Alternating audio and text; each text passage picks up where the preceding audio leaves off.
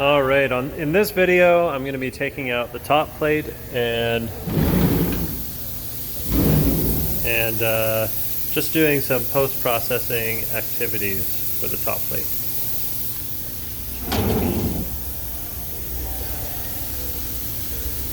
So I'll grab the Allen key and we're just going to release the part from the fixture.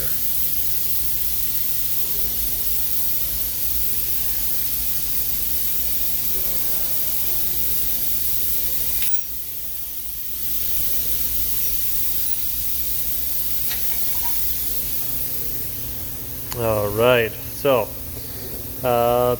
often on this backside there's the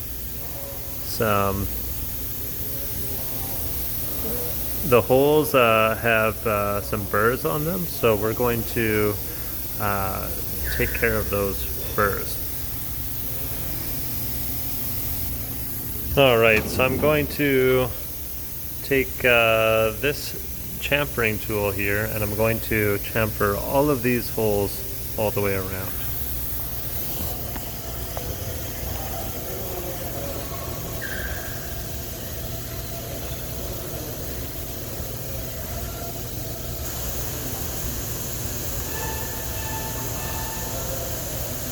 And I'm just basically turning it once around, just lightly pressing down to remove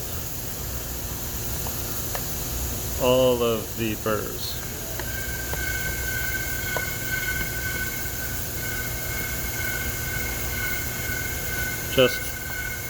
Just on the hole patterns that are all the way around. Just these ones here. The threaded holes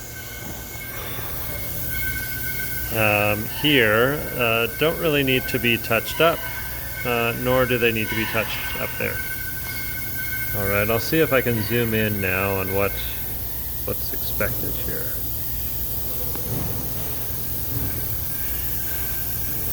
All right, so not too much of a burr there, just kind of once around. All right, and that's just on the back side of the part. Okay, so now I'm going to chamfer these two holes. So we're going to put a countersink feature on these holes right here, using this tool right here. So this is a drill with a countersinking drill on the end of it. Okay, and this is a depth collar. Okay, so it only goes that deep when you press down on it. All right, so when I stick this end through the hole and press it down, it's going to put a preset depth of countersink on it. All right, the most challenging part of this activity is just making sure that the drill is completely perpendicular to the plate. You want to avoid putting it on an angle. Okay? Otherwise the chamfer will be on an angle. Alright, so I'm just going to close this drawer here so that no chips get into the drawer. And then I'm going to countersink.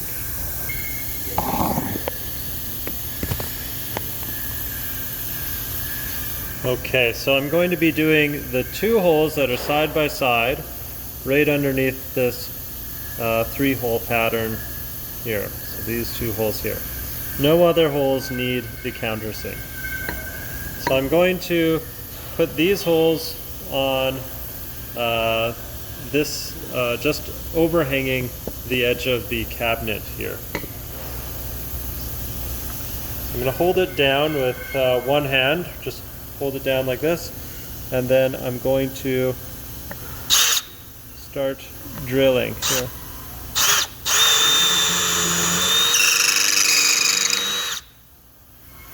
Okay, and I've gone to full depth of the collar when I was pushing down. So I'll spray the chips off with air.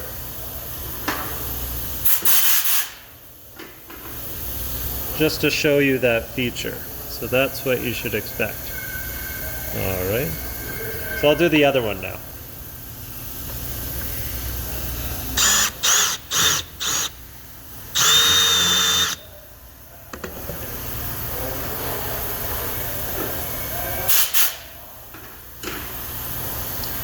So you can see here, there's a bit of a circle there from the edge of the collar, and it only is on the top part of the circle. And you can see that this diameter is slightly smaller than this one. And it's because I had this on an angle. I had the drill on an angle when I was drilling, just kind of like that. Maybe a little less while I was drilling, but it was on an angle. So I can fix this hole, by just making sure that the collar is seated on all sides of the circle, right? And then push down. You know when you're done the cut when it stops producing more chips while you're cutting. And that's because the collar is limiting any further cutting.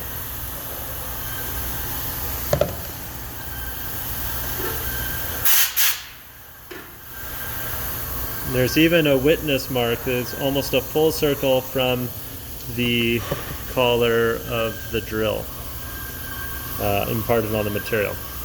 And that's fine because we don't see this part. So that's an okay defect to put onto the part. Okay, so all of these holes here have been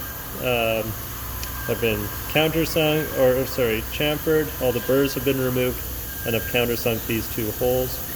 This part is now complete. So I'm going to put it in its spot. Okay, and so the top plates go in the first slot in the middle here,